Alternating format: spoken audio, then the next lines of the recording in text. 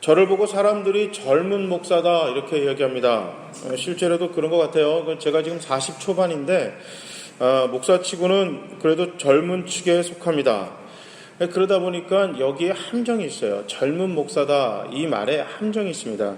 이것은 일반적으로 목사들의 그 나이를 전체적으로 평균적으로 봤을 때 젊다라는 이야기지, 내가 목사로서 해야 할 일에 대해 미숙해도 된다 이런 표현이 아닙니다. 그런데 여기 함정에 빠지는 경우 있어요. 젊은 목사니까 실수해도 되고, 젊은 목사니까 조금 미흡해도 되고, 젊은 목사니까 좀 이거 하는 것이 앞으로 이제 할 일이 많으니까 천천히 조금씩 준비하면서 시행착오하면 되겠지 이렇게 생각하게 만드는 함정이 있습니다. 그래도 감사한 거는 그렇게 멀지 않은 시간에 내가 목사 되고 얼마 되지 않아서 이 함정을 발견했습니다. 아직 나는 시간이 많고 그래서 내가 목사로서 해야 할 일을 위한 시간이 많다 이렇게 만드는 착각이, 그런 함정이 있다 이거를 깨달았습니다. 깨닫는 시간이 늦을수록 중요한 것을 놓치고 사는 하루가 늘어날 것을 알기 때문에 하나님께 참 감사했습니다. 사람이 영원히 사는 것도 아니고 70년에서 80년 산다고 합니다. 좀 더 산다 하면 혹 90년 이렇게 살기도 합니다. 그런데 그중 저는 거의 절반인 40년을 이미 살았습니다. 앞으로 얼마나 더 살지 알 수 없지만 그래도 남은 날을 하나님 말씀 전하고 복음 전하고 또 목사로서의 사명을 감당하면서 잘 살고 싶습니다. 그렇게 생각할 때 지금 내가 살아가야 할 시간과 나의 생명이 얼마나 귀한가 이것을 생각하면 이거 참 하나님 앞에 감사드리고 때로는 그것을 한번 내가 묵상할 때 참 경외감마저 듭니다. 한 번밖에 주어지지 않는 이 귀한 인생, 그리고 이제껏 기껏해야 몇십 년도 남지 않은 이 귀한 생명을 쓸데없고 무가치하고 보람없는 일에 낭비하면서 살고 싶지 않습니다. 이것은 제가 저지를 수 있는 가장 큰 어리석은 일이 될 것입니다. 이거 한 걸음 나가서 어리석은 것으로 멈추는 것이 아니라 아주 악한 일이 되겠다 이렇게 생각합니다. 그래서 하나님은 우리들에게 어리석은 자가 되지 말고 오직 지혜 있는 자같이 하여 세월을 아끼라 이렇게 말씀하고 계십니다. 우리가 하나님의 자녀답게 살지 못하게 세상은 시간이라는 것을 기가 막히게 조정합니다. 세상의 나이가 적지 않음을 보여주면서 지금 너가 교회에서 시간을 보낼 때가 아니다. 너가 지금 시간을 보낼 때가 아니야. 공부해야 할 때지. 너가 지금 교회에서 기도하고 하나님 말씀 보고 너가 지금 복음을 전하고 선교를 가고 봉사하고 이럴 시간이 아니지. 직장에서 빨리 일을 해야 한다. 결혼해야지. 아이를 키워야지. 애들을 돌봐야지. 노년을 준비해야 되지 않겠냐. 너 나이가 몇인데.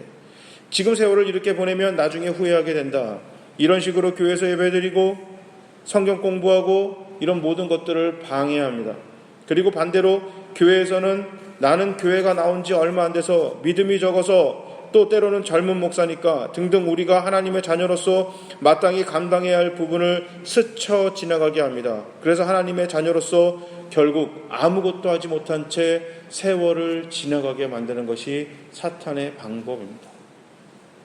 이 시간이라는 게 참 우스운데요. 시간은 누구에게나 공평하게 있다 보니까, 그러다 보니까 세상은 어떻게 하죠? 이거 사회에서는 우리를 이 시간을 어떻게 결정하냐면 공부를 잘하는 사람이든 공부를 못하는 사람이든 학교에서는 이게 분명히 다르게 적용해야 되는데도 불구하고 시간이라는 거는 누구에게나 똑같은 거니까 24시간 주어진 똑같은 것밖에 없다 보니까 숙제를 내야 하는 그런 듀데이라고 그러잖아요. 그런 언제까지 내야 하는 그 시간까지 내는 그것을 똑같이 공평하게 정합니다.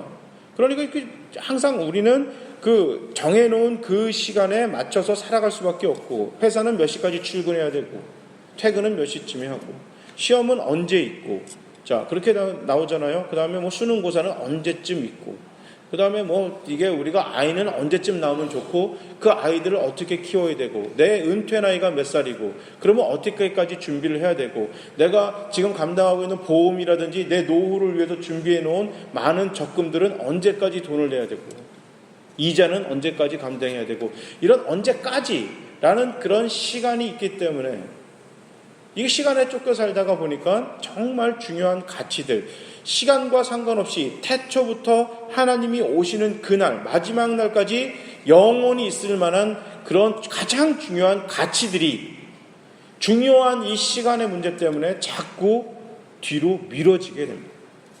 이게 뒤로 미뤄지는 거예요.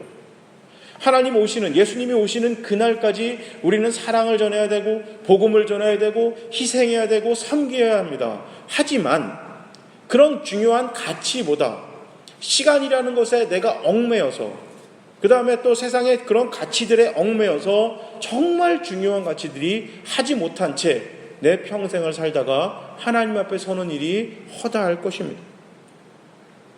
누구나 은퇴를 경험해야만 합니다. 이것이 삶이 되었든 일이 되었든지 우리는 은퇴를 준비해야만 합니다. 그런데요, 은퇴를 생각하면 나에게는 시간이 아직 좀 있다, 이렇게 생각할 수 있습니다. 왜냐하면 이게 되게 요즘 사람들이 80 정도 아니면 90 정도 산다 이렇게 하면 아직 대부분의 많은 경우에는 아직 시간이 많이 남아있는 듯 보입니다. 여기에 함정이 있습니다. 바로 시간은 우리가 조정할 수 없습니다.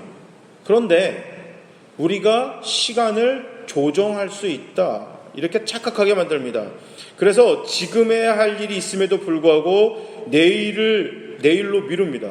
그러니까 내일을 위해서 오늘을 희생합니다. 보다 나은 내일을 위해서 오늘을 희생합니다.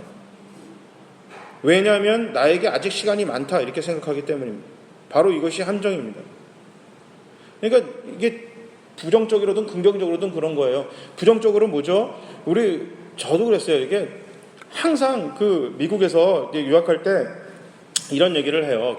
학교마다 라이딩 센터라고 그래가지고 이게 뭐냐면 한국 사람들은 문법은 굉장히 잘하거든요. 시험을 보고서 유학을 가니까 문법은 굉장히 잘합니다. 근데 문제는 문법은 하나도 틀리지 않는데 미국 사람들이 이걸 읽었을 때 무슨 말인지 모르는 거예요.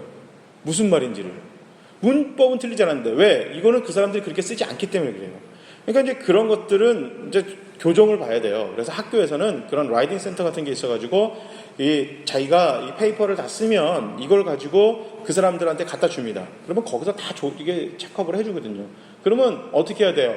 만약에 다음 주까지 내 이 페이퍼를 내는, 숙제를 내는 이 기한이라면 이번 주에 이걸 다 써서 그 라이딩 센터에 갖다 주면 거기서 고쳐주겠죠? 그리고 우리는 어떻게 돼요? 그걸 수정해서 내면 좋은 점수를 맞을 겁니다.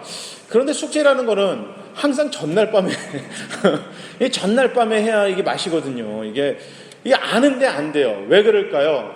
내일이 있으니까 그래요. 내일이 있으니까. 오늘 도서관 가야 되는데 내일 가지. 자, 선생님이 숙제를 내주면 도서관 가서 책을 빌려야 되는데 그거를 딱 숙제를 받자마자 도서관 바로 가면 책이 있거든요. 다음에 가지. 그러다가 이제 미루다가 어떻게 돼요? 이제 그 기간이 다가오면 후다닥 도서관을 갑니다. 책이 있을까요? 없죠. 다 빌려갔을 거예요. 괜찮은 책들은 다 없어졌어요. 그럼 어떻게 돼요? 그냥 주변에 그래도 비슷해 보이는 책들 보든지 막 베끼고 짜집게 해서 냅니다. 급하게 내죠. 점수요, 좋게 나올 수가 없죠. 이게 부정적인 시간을 미루는 거라면, 내일을 위해서 오늘 희생하는 거라면, 좀 긍정적으로 보이는 것들은 뭐가 있죠? 좀 더 밝은 미래를 위해서, 밝은 노후와 내일을 위해서 오늘을 해야만 하는 것들을 미루고, 정말 가치 있는 것들을 미루고 희생하면서 살아갑니다. 가장 대표적인 게 뭐죠? 우리 부모님들이잖아요. 가정을 위해서 자신의 모든 이 가정의 행복과 가정의 안녕을 위해서 오늘들을 희생을 합니다. 그래서 이게 자녀들하고 식사하고 대화할 시간도 없이 열심히 돈을 벌고, 그리고 힘차게 일을 했단 말이에요. 그래서 가정이 간신히 유지가 되고 행복해졌는데, 내가 정말 원했던 자녀들이라든지 우리 배우자들끼리의 좋은 관계가 유지가 되냐? 그렇지 않은 경우도 있어요. 오늘 식탁에 앉아서 같이 밥을 먹고 이야기하는 게 중요한데 돈을 버는 게 너무 힘드니까, 그 사람들과 좋은 관계를 유지해야 되니까, 아니면 내가 너무 피곤하니까, 토요일까지 금요일까지 너무 열심히 일하고 토요일날 하루 우리 가족과 좋은 시간을 보내고 함께 식사를 하고 할 수 있는 그런 여유가 없으니까. 이게 참 안타까운 거예요. 그러다 보니까 정말 행복을 위해서 오늘을 희생했는데, 내일을 위해서 오늘을 희생했는데 결국 나에게 남는 정말 아름다운 오늘은 항상 없는 거죠. 우리 신앙도 마찬가지 아닙니까? 신앙도 마찬가지인 것 같아요. 신앙도 마찬가지. 아유, 내가 어떻게 해요? 이것만 좀 배우면, 내가 대학에 들어가면, 우리 아이 학교 보내면, 애를 좀 키우고 나면, 내가 직장에 들어가면, 결혼하면, 그래도 좀 이게 뭐가 되면 그때 좀 할게요. 그렇게 하다 보니까 내 평생 살면서 하나님 앞에 하나님의 크리스찬 자녀다운 그런 삶을 살지 못하고 하나님 앞에 쓰는 경우가 허다합니다. 그런데요, 여기서 함정이 있다 그랬잖아요. 우리가 그렇게 살 수 있는 것은 시간이라는 것을 내가 내 마음대로 그래도 어느 정도는 조정할 수 있을 거라는 착각이 있습니다. 대부분의 사람들이 80을 살고 90을 사니까 나도 그렇게 살 수 있겠지라는 그러한 오류를 범합니다. 이건 굉장히 나태한 말이고 건방진 이야기. 시간은 우리가 어떻게 할 수 없는 것입니다. 오늘 죽어도 이상하지 않는 세상에 살고 있습니다. 세상에 무슨 일이 일어나도 더 이상하지 않는 세상에 우리가 살고 있는 것입니다. 그 9/11, 그 9.11이죠. 9.11 테러 사건이 있었던 제가 이제 뉴저지에서 공부할 때 뉴욕이 바로 옆에 있다 보니까 거기 빌딩에 갑니다. 거기 그때 그것을 직접 봤다는 사람들 얘기도 들었고, 그 현장에서 지나가다가 텔레비전을 미국에서 직접 봤다는 사람들의 이야기를 많이 듣습니다. 어느 누구도 상상하지 못했습니다. 미국 한복판에 비행기로 그렇게 큰 일이 일어날 것이라고는 어느 누구도 상상하지 못했습니다. 그러나 아시죠? 무슨 일이 일어나도 이상하지 않는 시대에 살고 있습니다. 창세기 3장, 인간과 하나님과의 관계가 단절되면서 모든 세계의 근원이었던 이 하나님이라는 이 땅으로부터 뿌리 뽑힌 나무가 되었던 이 세계는 그 이후로는 무슨 일이 일어나도 이상하지 않는 세상에서 우리는 살아가고 있는 것입니다. 그러니까 젊은 목사니까 우리 연세 많은 목사님들 아니면 가장 하이라이트를 달리고 있다라는 그런 50대 그런 목사님들보다는 아직 여유가 있겠지라고 스스로 생각하는 것은 참 건방지고 나태한 생각이다 이 말입니다. 그래서 앞으로 할 수 있는 대로 쓸데없는 짓 하지 않고 나름대로 열심히 살고 싶다 이런 생각을 했습니다. 하나님께서 그렇게 살 수 있도록 지혜도 주시고 능력도 주시기를 진심으로 기도하고 있습니다. 이 기도가 저의 기도뿐만 아니라 우리 모두의 기도가 되시기를 바랍니다. 복음 중에 복음은 하나님이 우리를 사랑하신다는 것입니다. 사랑은 사랑받는 대상을 존귀케 하는 힘이 있습니다. 하나님께서 우리를 사랑하심으로 하나님이 사랑하시는 우리 모두를 하나님은 존귀하게 만드셨습니다. 사랑은요, 상대방을 아름답게 만듭니다. 진짜 사랑은 상대방을 귀하게 여깁니다. 미국에서 청년부 목사를 오래 하다 보니까 연애 상담을 할 때가 있어요. 그러면 연애에서 서로 이렇게 어쩌고저쩌고 얘기를 해요. 그러면 이런 얘기를 들어요. 이게 듣습니다.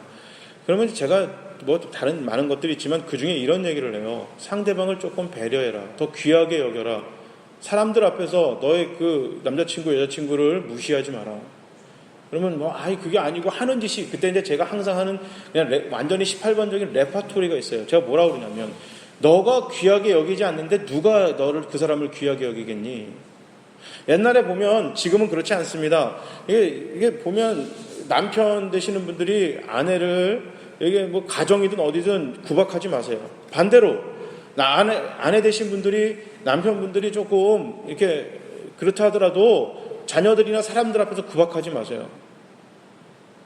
내가 귀하게 여기지 않는데, 내가 내 남자, 내가 내 여자를 귀하게 여기지 않는데 어떻게 다른 사람이 내 남자, 내 여자를 귀하게 여기겠습니까? 자녀들을요, 귀하게 여기세요. 내 자녀를 내가 귀하게 여기지 않는데 어떻게 다른 사람이 내 자녀를 귀하게 여기겠습니까? 이거는 불가능한 얘기예요. 불가능한 얘기예요. 하나님이 우리를 아주 귀하게 여기셨습니다. 얼마나 귀하게 여기셨냐면 성경은 천하보다 우리를 더 귀하게 창조했다 이렇게 말씀하셨습니다. 하나님은 우리를 사랑하시고 그러므로 우리 인간은 천하보다 더 귀한 존재로 창조되었고 그렇게 취급받았습니다. 단 한 사람에게도 예외가 없는 진리입니다. 그렇기 때문에 우리 인간의 만족은 천하에 없습니다. 이 말은 뭐냐면 천하보다 귀하게 창조되었기 때문에 천하를 다 얻어도 우리는 만족할 수 없습니다. 그렇게 창조되었기 때문입니다. 세상의 부귀와 영화를 그 누구보다도 많이 누렸던 솔로몬이 인생 말년에 이렇게 이야기합니다. 헛되고 헛되고 헛되고 헛되다. 어떻게 보면 참 배 아픈 얘기예요. 이런 얘기 들으면 아 그렇구나, 인생은 헛되니까 세상 것 안 가져도 되는구나 이렇게 생각하지만, 갖고 나서 이런 헛되다라는 얘기 하고 싶죠. 그렇게 하지만 여러분, 세상 것을, 우리 모두는 세상에 어떤 것을 갖는다 한들 순간적인 만족은 있지만 흘러넘치는 만족은 얻을 수가 없습니다. 하나님께서 솔로몬을 사랑하셔서 솔로몬보다 세상을 귀하게 만든 게 아니라 세상보다 솔로몬을 더 크고 귀하게 여기셨고 창조하셨기 때문입니다. 솔로몬이 천하보다 크고 귀했기 때문에 그렇게 천하를 다 얻었다 했다 하더라도 만족할 수 없었던 것입니다. 이것은 우리도 마찬가지입니다. 세상을 통하여 만족을 얻으려고 했던 모든 수고와 노력이 헛되었기 때문에 전도서 기자가 그렇게 헛되다 이렇게 얘기했던 것처럼, 우리가 세상에 그 어떤 것으로 채워지려고 해도 우리가 세상보다 더 귀하기 때문에, 더 크기 때문에 만족할 수 없는 것입니다. 만족할 수 없습니다. 이 김원식이라는 시인이 있습니다. 이 사람이 쓴 시 제목이 명동의 그리스도라는 시가 있습니다. 제가 한번 읽어드릴게요. 목이 콱 막히는 울분을 삼키며 명동 뒷골목 목롯집 딱딱한 나무 의자에 앉아 한 방울쯤 눈물이 섞여 마시다만 술잔에, 그 술잔에 비친 당신의 얼굴, 흥건히 눈물이 맺혀 내가 당신의 얼굴을 밝히 볼 수 없듯이 당신도 내 얼굴을 바로 보시지 않으시려 내 잔에 비친 내 얼굴을 보시려다 내 얼굴에 포개진 당신의 얼굴, 눈을 꽉 감고 남은 술을 마시면 그것은 내가 나를 마시는 것인지 내가 당신을 마시는 것인지 당신이 나를 마시는 것인지, 확확 활화산처럼 터질 듯한 가슴의 열기, 빈잔에 소주를 채워도 철철 넘치게 다시 채워도 잔은 여전히 빈잔이다. 내가 참 좋아하는 부분인데요. 저는 이 시인의 빈잔에 소주를 채워도 철철 넘치게 다시 채워도 잔은 여전히 빈잔이다, 이 표현이 참 좋습니다. 아무리 철철 넘치게 채워도 잔은 여전히 빈잔이다. 그렇죠? 하나님께서 우리를 사랑하셔서 우리라고 하는 잔은 너무 크고 귀하게 창조하셨기 때문에 세상의 그 어떤 것으로 그 잔을 채우려 하여도 그것은 헛되고 헛된 일이 될 수밖에 없습니다. 아무리 채워도 채워지지가 않습니다. 자녀가 성공하면 그거에 우리 부모님들 많이 이렇게 거의 올인하시죠. 올인. 요즘 아이들 표현하면 몰빵합니다. 몰빵. 다 갖다 그냥 들이붓습니다. 그래서 자녀가 성공하면 채워질까요? 물론 우리가 사람이기 때문에 무엇을 먹을까, 무엇을 입을까, 무엇을 마실까를 생각하지 않을 수 없지만, 그리고 그것이 잘못된 것이 아니고 악한 것도 아니지만, 그러나 분명한 것은 우리가 사람이기 때문에, 하나님이 사랑하시는 사람이기 때문에 그것만을 생각해서는, 그리고 그것만을 확보해서는 절대로 행복할 수 없고 절대로 만족할 수 없습니다. 그러므로 그것만을 위하여 우리의 시간과 생명을 바친다는 것은 어리석은 일입니다. 쓸데없는 일입니다. 헛된 일임을 깨달으시기 바랍니다. 그렇다면 우리에게 진정한 만족과 배부름, 다시 말해서 진정한 행복을 가져다 주는 것은 무엇일까? 하나님은 성경을 통하여 우리에게 분명한 해답을 주시는데 그것은 바로 의입니다. 의. 하나님의 의를 행하는 것, 이것을 통해서만 우리는 진정한 만족을 얻을 수가 있습니다. 우리는 우리의 행복과 만족을 물질에서 찾는데 하나님은 우리의 행복과 만족은 돈에 있지 않다, 그 대신 의에 있다, 이렇게 말씀하고 있습니다. 예수님도 오늘 우리에게 주시는 말씀 속에 의에 줄이고 목마른 자는 배부름을 얻을 것이다, 이렇게 말씀하고 계십니다. 그러면 의가 뭘까요? 의. 성경에서 말하는 의는 착하게 살다, 선하게 살다 이것이 아닙니다. 의는 의무를 다하는 것입니다. 이것이 의입니다. 부모의 의는 부모가 부모로서의 의무를 잘 감당하는 것입니다. 선생님의 의는 선생으로서 학생에게 선생으로서의 의무를 다하는 겁니다. 자녀로서의 의는 자녀로서 부모에게 자신의 의무를 다하는 것입니다. 그래서 의는 관계적인 것입니다. 크리스찬의 의는 기독교인이 기독교인으로서 하나님에게 의무를 다하는 것입니다. 그렇다면 하나님이 기독교인의 의무는 뭐라고 했을까요? 그냥 예배 잘 드리고 헌금 많이 하고 말씀 많이 외우고 이게 하나님의 백성들이 이 땅에서 살아가는 의무다 이렇게 얘기하셨을까요? 그렇지 않습니다. 하나님 백성들이 이 땅에 살아가는 의, 이것은 창세기 12장 2절 3절에서부터 얘기했습니다. 너는 세상의 복이다. 너를 통해 세상이 복을 받게 하라. 이것이 신약에 와서 예수님이 우리에게 마지막으로 얘기합니다. 땅끝까지 이르러 나의 증인이 되라. 이 말은 뭐예요? 너를 통해서 하나님의 복음, 하나님의 사랑, 십자가의 그 은혜가 너 주변에 있는 모든 사람이 알게 하라.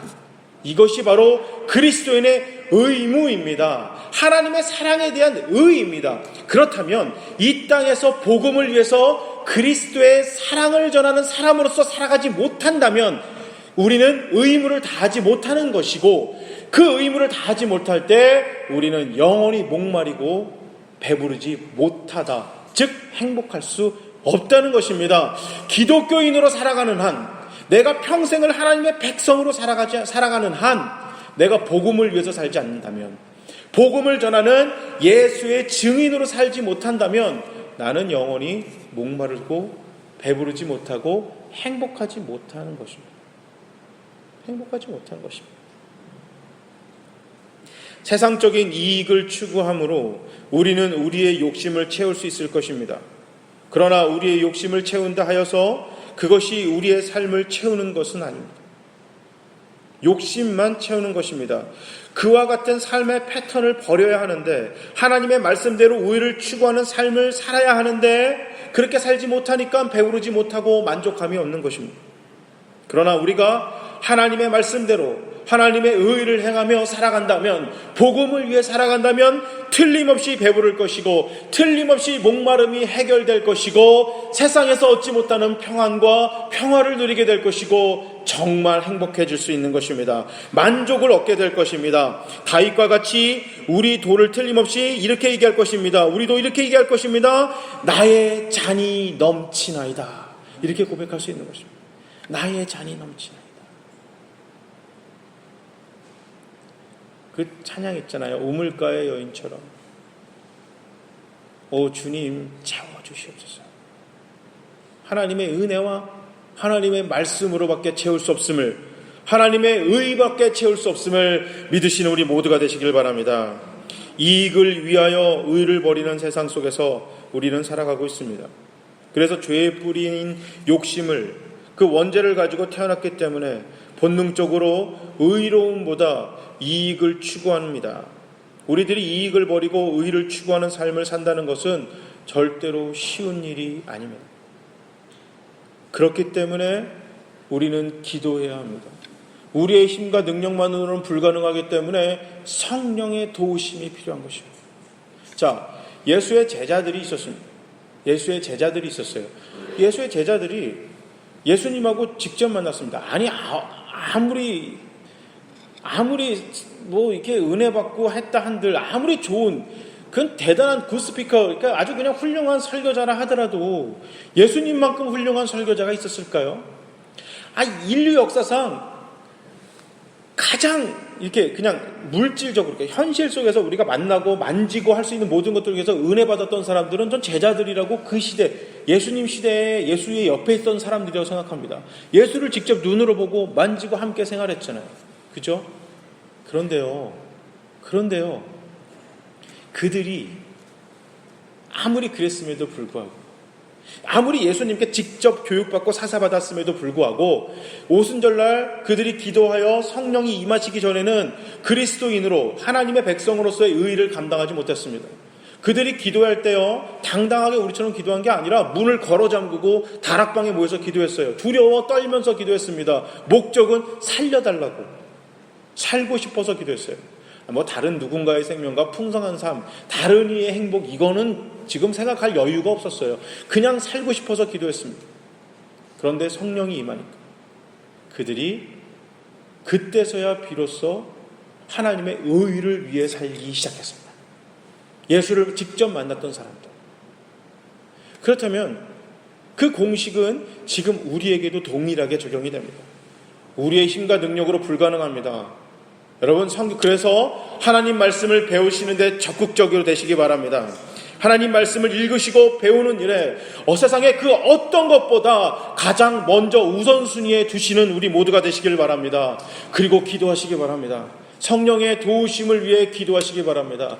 누구든지 성령이 아니고서는 예수를 주라 시인할 수 없다, 이렇게 성경에 나왔습니다. 이 말은 뭐냐면 내가 예수님을 구주라고 시인한다면 내 안에 성령님이 계신 것입니다.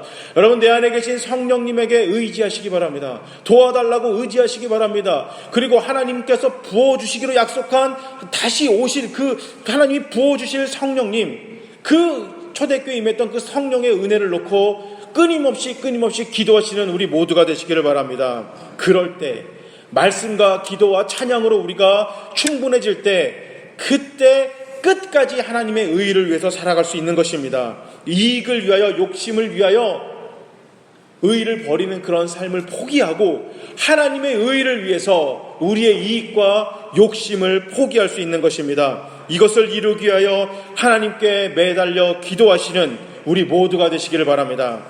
우리는 수십억 인구 중에 한 사람입니다. 이게 세상의 표현입니다. 나는 수십억 인구 중에 한 명입니다. 근데 성경은 뭐라고 하냐면 수십억 사람 중에 너 한 사람밖에 없다, 이렇게 얘기합니다.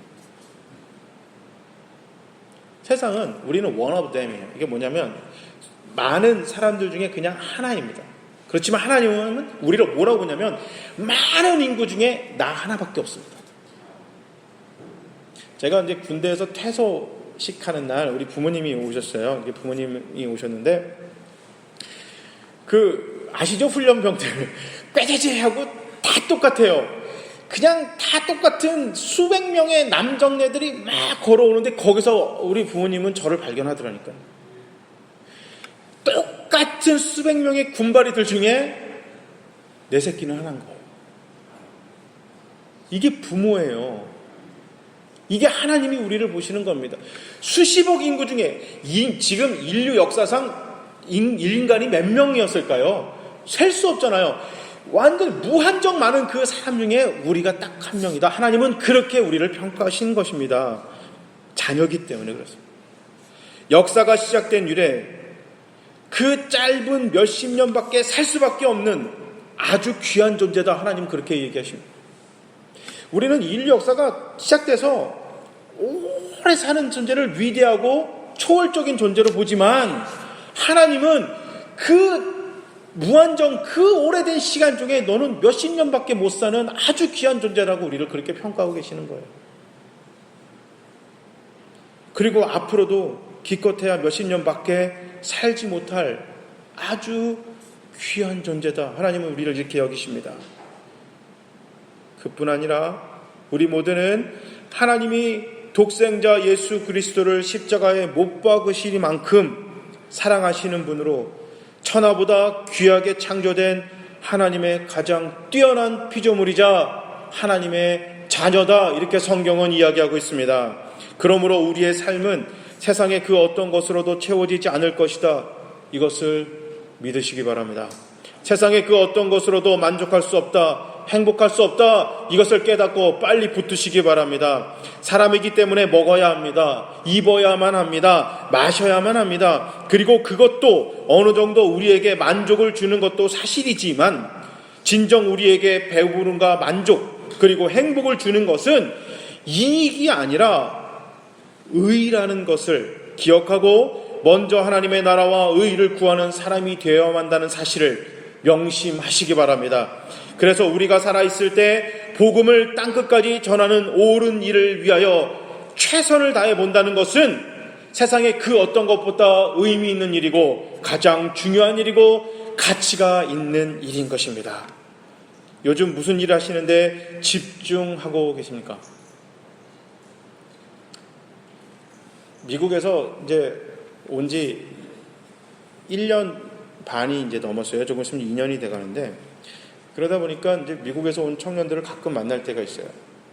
저나 그 청년들이나 이제 만나면 이제 뭐 그동안 어떻게 지냈는지 이런 얘기를 하잖아요. 그런데 교회에서 무슨 직분을 맡고 있고 어떻게 했는지 그거 상관없이 하나님과의 관계가 어떻지, 신앙생활이 어떤지는 이야기를 조금 해보면 압니다. 왜냐하면 이야기를 하다 보면 하나님에 대한, 다시 말해서 내가 이 땅에서 하나님과의 관계 속에서 의의를 다하고 얼마큼 살아가는지, 이거에 대한 이야기가 나오고 있는지 아니면 전혀 그런 이야기를 하고 있지 않는지, 이것만 보면 그 사람의 지금 삶에 관심도를 두고 알 수가 있습니다. 내가 지금 가장 관심 있는 거를 얘기할 수밖에 없어요. 그죠?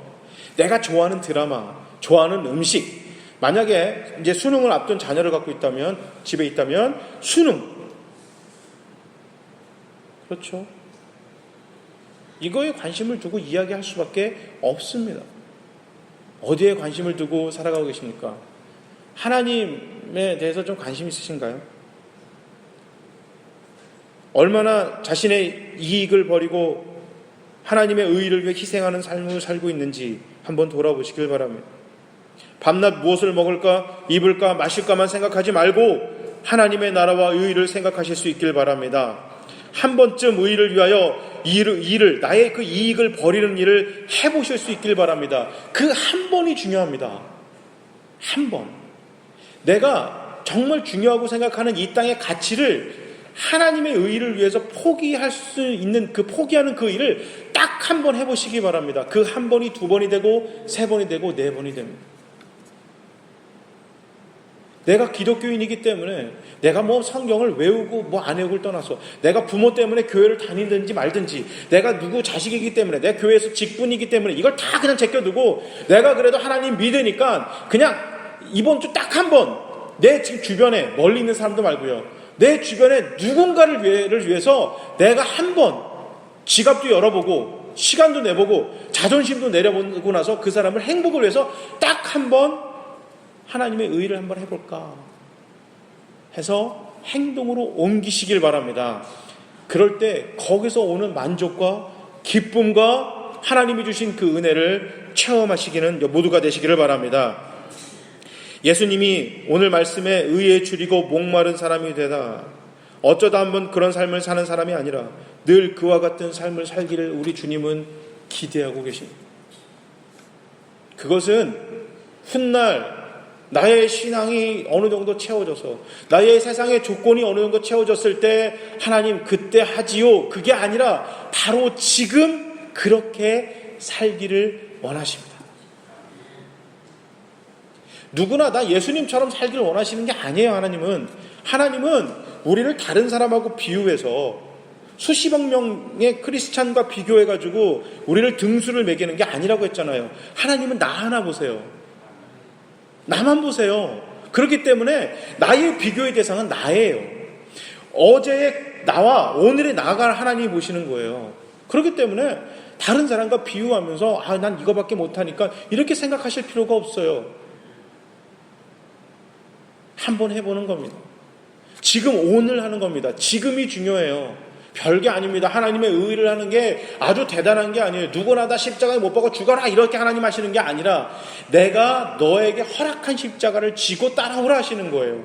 예수의 십자가가 아니고 너가 짊어질 만한 십자가. 우리 학생들이 솔직히 말하면 10대 학생들이 할 수 있는 게 뭐가 있겠어요? 20대 초반 대학생들이 미팅을 할 때 뭘 제일 보냐면, 지금은 모르겠는데 우리 때는 학교를 봤어요. 그렇게 학교를. 걔 어느 학교 다니냐, 아니면 잘생겼냐, 그래서 어렸을 때 자동차 갖고 있으면은 그냥 올킬이었어요. 그냥 다 끝났어요. 자동차 갖고 있으면 그냥 다 통했어요. 근데 그게 이해가 되죠. 왜요? 20대 초반에 자랑할 만한 게 뭐가 있겠어요? 20대 초에. 갖고 있는 게 없잖아요. 갖고 있는 게 고작 갖고 있어봐야 학벌, 외모 이거밖에 없는 거예요. 자랑할 수 있는 게. 그 10대 학생들이 하나님의 의의를 가지고 하십시오 하라고 할 때, 아니 중고등학생들이 할 수 있는 게 뭐가 있어요? 시간도 없잖아요. 학원 다니고 뭐 하고 학교 다니고 시간도 없어요. 돈도 없어요. 그 학생들이 할 수 있는 게 몇 개 없습니다. 그런데 할 수 없는 게 없을까요? 아니요. 그것 속에서 할 수 있습니다. 친절한 거예요. 선생님한테 활짝하고 인사하는 겁니다. 친구들한테 그냥 웃으면서 인사하는 거예요. 다 왕따 시킬 때 나만 한번 그래도 친절을 좀 베푸는 겁니다. 별거 아니에요. 땅바닥에 떨어진 쓰레기 줍는 겁니다. 아무도 안 지키는 신호등 그냥 서 있는 거예요. 이렇게 신호 지키는 거예요. 운전할 때 운전 잘하는 겁니다. 가능하면 친절하게 이야기하는 겁니다. 내가 잘 가는 식당, 잘 가는 가게, 내가 야채를 사러 갔다 거기 있는 아주머니들한테 활짝 웃으면서 그냥 그 사람에게 다른 이에게 관심을 보이는 겁니다. 왜? 하나님이 관심을 두는 대상이니까. 아우 머리 했네, 이쁘네요. 오늘 옷이 참 상쾌해 보입니다. 이런 식으로 그 사람들 기분 좋게 한마디 해주는 겁니다. 다른 집 사람들, 다른 사람들과 비교해가지고 야 엄친아 엄친딸 뭐 이렇게 이야기하지 마세요. 그 자녀들 얼마나 스트레스 받는지 아십니까?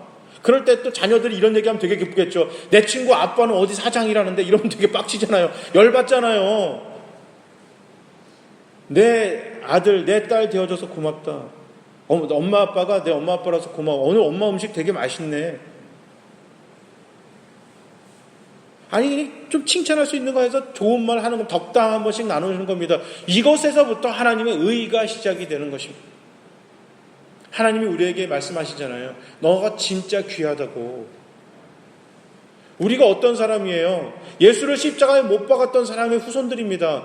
태초에 하나님이 같이 에덴 동산에 살고 있을 때 당신이 이곳에 필요 없으니 나가십시오라고 에덴에 있었던 선악과를 땄던 자들의 후손입니다. 어딜 봐서 하나님이 우리를 보고 이쁘다 아름답다 할 수 있겠습니까? 그럼에도 불구하고 하나님이 너가 귀해. 어느 정도 귀하고 어느 정도 소중하냐면 천지를 창조한 창조주의 생명과 창조주의 가치보다 더 귀해. 하나님 그렇게 이야기하셨습니다. 그렇다면 하나님의 의와 하나님의 사랑, 이것을 전하는 것에 목마르고 굶주린 저와 여러분이 되시기를 바랍니다. 어쩌다 한번 그렇게 사는 것이 아니라 하나님 앞에 서는 그날까지 이 땅에서 어떻게 살았는지보다 하나님 앞에서 어떻게 이 땅에 살았는지를 하나님 앞에 이야기할 수 있는, 하나님 앞에 만나서 나 어떻게 공부했고 어떻게 돈 벌었는지 가지고 얘기하시겠어요? 하나님 만났을 때 하나님의 의의를 어떻게 전했는지 이 이야기가 가장 우선시 되지 않겠습니까? 내가 박지성 선수를 만났을 때 배구 이야기를 하시겠어요? 농구 이야기를 하시겠어요? 차범근 감독님을 우연찮게 만났다 칩시다. 그분을 만나서 이야기할 때 야구 이야기를 하시겠어요? 당연히 축구 이야기 하겠죠. 그렇다면 하나님 만나면 하나님에 관련된 이야기 하지 않겠습니까? 내가 목사인데도 불구하고 하나님 만나서 실제 내 삶이 하나님의 의와 상관없이 살아왔다면, 목사로서 살아가는 그냥 어떠한 그냥 배웠으니까 하고 하는 것에 찌달려서 살다 왔다면 할 이야기가 없잖아요. 아니면 우리 여러분 그냥 천국 가서 하나님 만났을 때 아이고 예수님 만나서 반갑습니다, 목사님한테 얘기 많이 들었습니다 이러겠어요? 할 얘기가 없습니다.